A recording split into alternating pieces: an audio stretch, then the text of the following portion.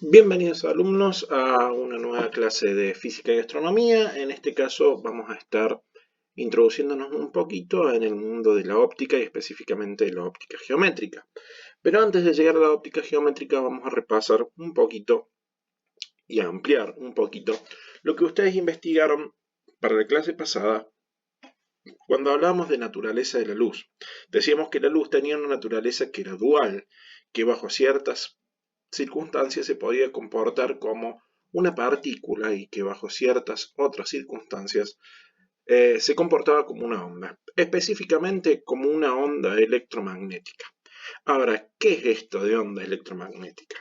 Una onda electromagnética es un fenómeno ondulatorio, quiere decir que varía su intensidad con el tiempo, que llega desde un punto central, va hasta un máximo, pasa de nuevo por un punto central, va hasta un mínimo y vuelve hasta el punto de origen, y esto se repite en el tiempo a medida que se va propagando.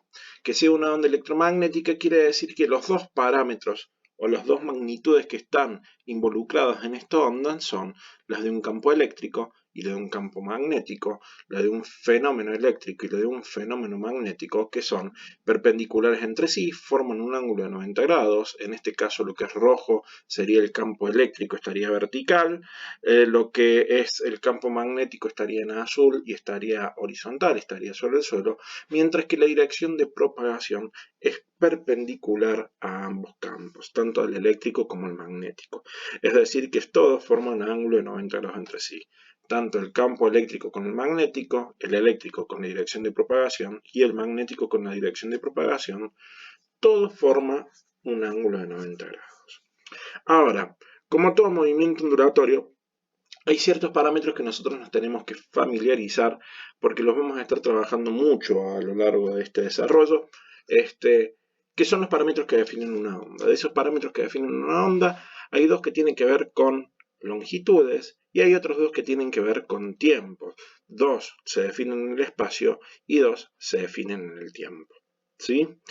¿Cuáles son esos parámetros? Bueno, el primero, la longitud de onda, con esta letrita que está acá que se llama lambda. Es una letra griega minúscula en este caso.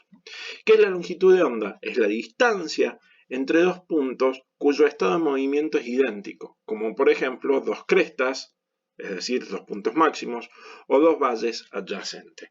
Aquí está marcada la longitud de onda, la distancia media en unidades de longitud, metros por ejemplo, que hay desde un punto máximo hasta el punto máximo subsecuente, es lo que nosotros llamamos longitud de onda. Obviamente, esto es lo mismo para el campo eléctrico o para el campo magnético, ya que vienen en fase, ¿sí? Y es la misma distancia, exactamente la misma distancia para dos valles que son consecutivos también, ¿sí?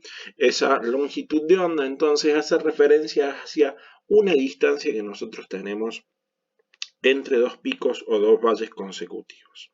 La amplitud, que tiene que ver con la intensidad que tendrá cada una de estas magnitudes, es el valor máximo que adquiere la variable de un fenómeno oscilatorio. En este caso, vamos a tener una amplitud de campo eléctrico que será cuánto vale el campo eléctrico en este valor máximo, o una amplitud de campo magnético que nosotros lo tendríamos aquí como el valor máximo del vector azul.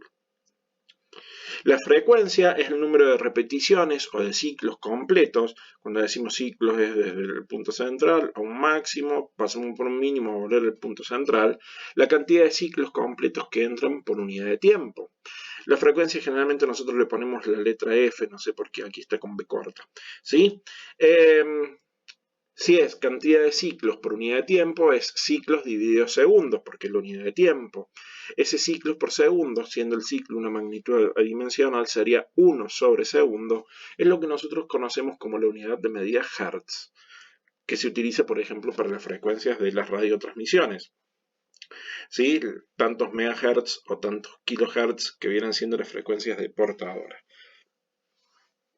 El segundo parámetro que tiene que ver con el tiempo es el periodo, que es el tiempo empleado por cada partícula de oscilación en completar un ciclo completo de oscilación. ¿Sí? Esto quiere decir de que el tiempo que tarda en cumplir un ciclo completo es lo que nosotros conocemos como periodo, que claramente se medirán en unidades de tiempo. Claramente el periodo y la frecuencia son magnitudes inversas, ¿sí? Si el periodo es segundos y la frecuencia es 1 sobre segundo, quiere decir que la multiplicación de periodo por frecuencia me tiene que dar la unidad, ¿sí? Salvo que tratemos con frecuencia angular, que es otra cosa. En este caso, periodo por frecuencia lineal nos tiene que dar 1. Dicho de otra manera, la frecuencia es 1 sobre periodo, ¿sí? De aquí nosotros podemos despejar, por ejemplo, que el producto de una longitud de onda que está en metro multiplicado por la frecuencia me da ni más ni menos que la velocidad de propagación.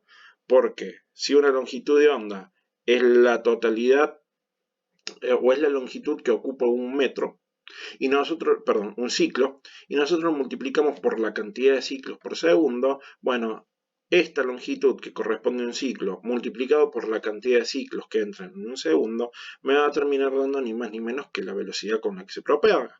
Tantos metros que avanza por unidad de tiempo, por segundo.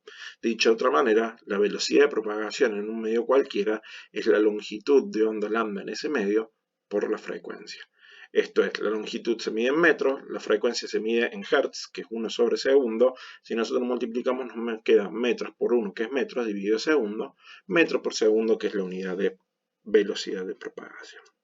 Parámetro muy importante, la velocidad de propagación de la luz en el vacío, un valor que nosotros tenemos que conocer, es 3 por 10 a la 8 metros por segundo. Esto sería 3 y 8 ceros metros por segundo, algo así como 300 millones de metros por segundo, o lo que es lo mismo, 300.000 kilómetros por segundo.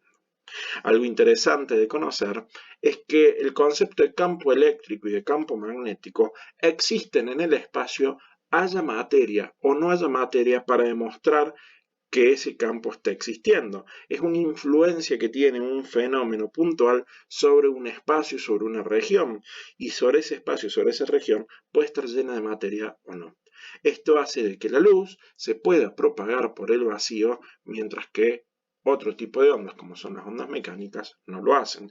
Eso es lo que permite que a nosotros nos llegue la luz del sol y de las estrellas, por más de que en el medio no tenemos nada, no tenemos ningún medio que nos esté pudiendo transmitir esa información lumínica o esa energía lumínica que propaga el sol y que propagan las estrellas.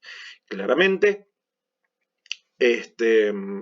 entonces decimos de que las ondas electromagnéticas se pueden propagar por el vacío, y por eso esta velocidad de propagación en el vacío, que es tan importante dentro de la física, porque es el máximo valor teórico posible de velocidad que se puede alcanzar, ¿sí? En teoría, nada puede viajar más rápido que la velocidad de la luz en el vacío. En el próximo videito seguiremos ampliando sobre estos conceptos de la luz como onda electromagnética.